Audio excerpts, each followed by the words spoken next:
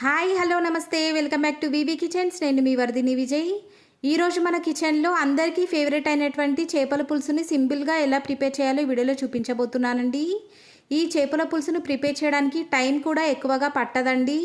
ఎలాంటి నీచువాసన లేకుండా పాతకాలం పద్ధతిలో మన వాళ్ళు ఎలా ప్రిపేర్ చేసేవాళ్ళో సేమ్ అదే టేస్ట్తో ఈ చేపల పులుసును ప్రిపేర్ చేసి మీకు చూపించబోతున్నాను. చాలామంది ఇంట్లో చేపల పులుసును ప్రిపేర్ చేస్తూ ఉంటారు, కానీ అది కాస్త నీచు వాసన రావడమో లేదా ముక్క విరిగిపోవడమో జరుగుతుందండి. నేను చెప్పినట్టుగా గనక చేశారంటే అస్సలు ముక్కలు విరిగిపోకుండా ఎలాంటి నీచు వాసన రాకుండా టేస్టీగా ప్రిపేర్ చేసుకోవచ్చు.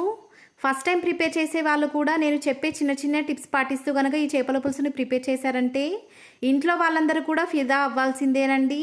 చేపల పులుసుని ప్రిపేర్ చేయడానికి ప్రాసెస్ స్టార్ట్ చేసేద్దామండి. ముందుగా ఒక గిన్నె తీసుకొని దాంట్లోకి 150 గ్రాముల వరకు పాత చింతపండును తీసుకోవాలండి. ఇలా మనం చేపల పులుసును ప్రిపేర్ చేసేటప్పుడు పాత చింతపండుని యూజ్ చేయడం వల్ల చేపల పులుసు టేస్ట్ అండ్ కలర్ కూడా చాలా బాగుంటాయండి. ఇలా చింతపండును 2 సార్లు వాష్ చేసుకొని 30 మినిట్స్ పాటు నానబెట్టుకోవాలి. ఈలోగా మనం ఈ చేపల పులుసులోకి వేయడం కోసం మసాలాని ప్రిపేర్ చేసుకుందామండి. స్టవ్ వెలిగించి ఒక ప్యాన్ని పెట్టి ఆ ప్యాన్ వేడైన తర్వాత దాంట్లోకి 2 టేబుల్ స్పూన్ల దాకా ధనియాలను, 1 టీ స్పూన్ వరకు జీలకర్రను, 1/2 టీ స్పూన్ వరకు మెంతులను కూడా వేసుకొని వీటన్నిటిని కూడా మంటను లో ఫ్లేమ్లోకి అడ్జస్ట్ చేసుకొని మాత్రమే ఫ్రై చేసుకోవాలి. వీడియోలో చూపించినట్టుగా ఇవి ఫ్రై అయిన తర్వాత ఒక ప్లేట్లోకి ట్రాన్స్ఫర్ చేసుకొని చల్లారిన తర్వాత మిక్సీ వేసుకొని కాసేపు పక్కన ఉంచుకోవాలి. ఇప్పుడు స్టవ్ వెలిగించి స్టవ్ పైన ఒక పుల్కా రోస్టర్ని పెట్టుకోవాలండి. మీ దగ్గర కనుక ఈ పుల్కా రోస్టర్ లేకపోతే డైరెక్ట్గా స్టవ్ పైననే ఈ ఆనియన్స్ని కాల్చుకోవచ్చు. ఇలా పుల్కా ఫ్రైయర్ కనుక ఉన్నట్లయితే దానిపైన ఈ ఆనియన్స్ని ఒకేసారి పెట్టుకొని కాల్చుకోవచ్చండి. వీడియోలో చూపించిన విధంగా అటు ఇటు రొటేట్ చేసుకుంటూ మంటను లో టు మీడియం ఫ్లేమ్లోకి అడ్జస్ట్ చేసుకుంటూ ఆనియన్స్ మొత్తాన్ని కూడా వీడియోలో చూపించినట్టుగా బాగా కాల్చుకోవాలి. మంటను హై ఫ్లేమ్లోకి అడ్జస్ట్ చేసుకొని మాత్రం ఈ ఆనియన్స్ని కాల్చుకోకూడదండి. అలా చేసినట్లయితే పైన లేయర్ మాత్రమే కాలిపోయి లోపల పచ్చిగానే ఉంటుంది.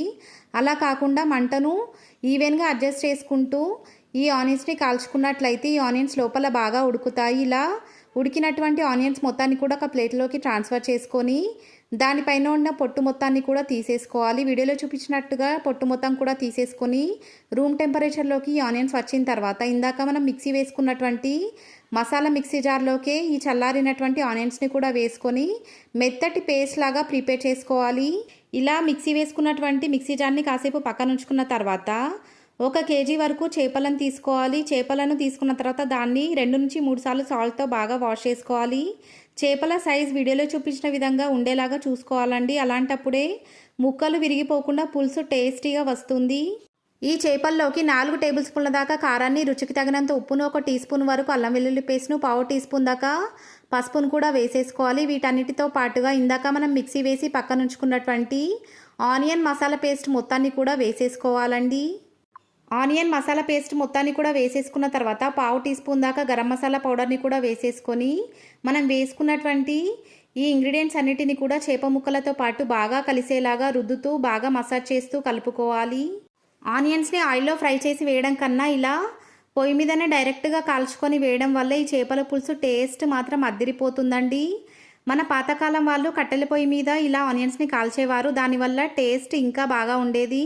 మీ దగ్గర కనుక కట్టెల పొయ్యి అవైలబుల్గా ఉంటే దానిపైనే ఆనియన్స్ని కాల్చుకోండి, టేస్ట్ ఇంకా అద్దిరిపోతుంది.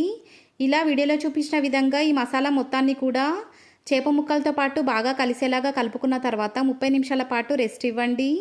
30 నిమిషాల తర్వాత స్టవ్ వెలిగించి స్టవ్ పైన ఒక పెద్ద బౌల్ని పెట్టుకోవాలి. ఇలా చేపల పులుసుని ప్రిపేర్ చేసేటప్పుడు అడుగు మందంగా ఉన్న వెడల్పాటి గిన్నెను పెట్టుకోవాలండి. అలా చేసినప్పుడు చేప ముక్కలు చాలా బాగా కుక్ అవుతాయి. ఈ బౌల్ వేడైన తర్వాత 4 టేబుల్ స్పూన్ల దాకా ఆయిల్ని వేసి వేడి చేసుకున్న తర్వాత 1/2 టీ స్పూన్ దాకా జీలకర్రను వేసుకొని చిట్లించుకోవాలి. జీలకర్ర బాగా చిట్లిన తర్వాత ఇప్పుడు ఈ ఆయిల్లోకి సన్నగా కట్ చేసుకున్నటువంటి 1 ఉల్లిపాయను కూడా వేసుకొని ఉల్లిపాయ మొత్తాన్ని కూడా గోల్డెన్ షేడ్లోకి వచ్చేంత వరకు కలుపుకుంటూ బాగా ఫ్రై చేసుకోవాలి. ఉల్లిపాయలు బాగా ఫ్రై అయిన తర్వాత మ్యారినేట్ చేసుకున్నటువంటి చేప ముక్కలను ఒక్కొక్కటిగా ఈ గిన్నెలోకి వేసేసుకోవాలి. చేప ముక్కలన్నిటినీ కూడా ఈ గిన్నెలోకి వేసేసుకున్న తర్వాత ఏమాత్రం కదపకుండా ఈ ఆయిల్లో 1 to 2 మినిట్స్ పాటు మంటను లో ఫ్లేమ్లోకి అడ్జస్ట్ చేసుకొని మాత్రమే ఈ చేప ముక్కలను ఆయిల్లో బాగా ఫ్రై అవ్వనివ్వాలి. 2 మినిట్స్ తర్వాత ఒక క్లాత్ని యూస్ చేస్తూ అటు ఇటు ఈ బౌల్ని గట్టిగా పట్టుకొని ఈ చేప ముక్కలను ఫ్లిప్ చేయడానికి ట్రై చేయాలండి. ఒకవేళ మీరు ఈ చేప ముక్కలను ఇలా ఫ్లిప్ చేయలేకపోతే అట్లకాడని యూస్ చేస్తూ మాత్రమే చేప ముక్కలను మరొక వైపుకు కూడా టర్న్ చేసుకొని అటువైపు కూడా 2 మినిట్స్ పాటు మంటను లో ఫ్లేమ్లోకి అడ్జస్ట్ చేసుకొని మాత్రమే బాగా ఫ్రై చేసుకున్న తర్వాత మనం నానబెట్టుకున్నటువంటి చింతపండులోకి మరొక 1/2 లీటర్ దాకా మంచినీళ్ళను వేసుకొని చింతపండు నుంచి బాగా రసాన్ని తీసి మనం తీసినటువంటి రసం మొత్తాన్ని కూడా ఈ చేపల పులుసులోకి వేసేసుకోవాలి. ఒక జల్లెడని యూస్ చేస్తూ చింతపండు ఏమాత్రం రాకుండా కేవలం చింతపండు రసాన్ని మాత్రమే చేపల పులుసులోకి వేసేసుకోవాలండి. పులుసు మొత్తాన్ని కూడా వేసేసుకున్న తర్వాత మీరు కనుక ఒకవేళ ఈ చేప ముక్కల్ని ఫ్లిప్ చేయాలనుకుంటే కేవలం అట్లకాడని యూస్ చేస్తూ మాత్రమే మరొక వైపు టర్న్ చేసుకోవాలండి. వేరే ఏ స్పూన్ని యూస్ చేసినా కూడా ఈ చేప ముక్కలు విరిగిపోయే ఛాన్స్ ఉంటుందండి. కేవలం అట్లకాడని యూస్ చేస్తూ మాత్రమే మీరు కనుక చేపల పులుసును కలపాలనుకుంటే కలుపుకోవచ్చండి. పులుసు మొత్తాన్ని కూడా వేసేసుకున్న తర్వాత మంటను హై ఫ్లేమ్లోకి అడ్జస్ట్ చేసుకొని 10 నుంచి 15 నిమిషాల వరకు ఈ చేపల పులుసును బాగా మరిగించుకోవాలి. ఇలా మనం మరిగించుకోవడం వల్ల పులుసు మొత్తం కూడా చేప ముక్కల్లోకి వెళ్ళి చేప ముక్కల టేస్ట్ మాత్రం అదిరిపోతుందండి. అలాగే పులుసు కూడా దగ్గరగా అయిపోతుంది. ఇంకా చేప ముక్కలు ఉడకడానికి కూడా మనం ఇలా మరిగించడం అనేది హెల్ప్ చేస్తుందండి. చేప ముక్కలు ఉడికాయో లేదో ఎలా తెలియాలంటే వీడియోలో చూపించిన విధంగా చేప ముక్కలు కనుక పైకి తేలినట్లయితే ఈ చేప ముక్కలు ఉడికిపోయినట్టేనండి. ఇలాంటి టైంలో పులుసు మనకు కావాల్సినట్టుగా దగ్గర పడిందో లేదో ఒక్కసారి చెక్ చేసుకోవాలి. అలాగే సాల్ట్ కూడా సరిపోయిందో లేదో ఒక్కసారి టేస్ట్ చేసుకొని కావాలనుకుంటే కొంచెం సాల్ట్ని కూడా యాడ్ చేసుకోవచ్చు. వీడియోలో చూపించిన కన్సిస్టెన్సీలో కనుక పులుసు ఉన్నట్లయితే స్టవ్ ఆఫ్ చేసేసుకోవాలండి. ఎందుకంటే ఈ చేపల పులుసు చల్లారిన తర్వాత కాస్త దగ్గర పడే ఛాన్స్ ఉంటుందండి. అందుకే స్టవ్ ఆఫ్ చేసేసుకొని ఈ చేపల పులుసుని చల్లారనివ్వాలి. అంతేనండి, సూపర్ అండ్ అథెంటిక్గా ఈ చేపల పులుసు ప్రిపేర్ అయిపోయింది. ఇప్పుడు మీకు కావాల్సినట్టుగా అన్నంతో కానీ లేదా జొన్న రొట్టె మక్క రొట్టెతో కూడా ఈ చేపల పులుసును తినొచ్చండి. అన్నం కంటే కూడా మక్క రొట్టెతో కనుక ఈ చేపల పులుసును తిన్నారంటే టేస్ట్ మాత్రం అద్దిరిపోతుంది. మీరు వీడియోని కనుక కరెక్ట్గా అబ్జర్వ్ చేశారంటే ముక్క అస్సలు విరగలేదండి.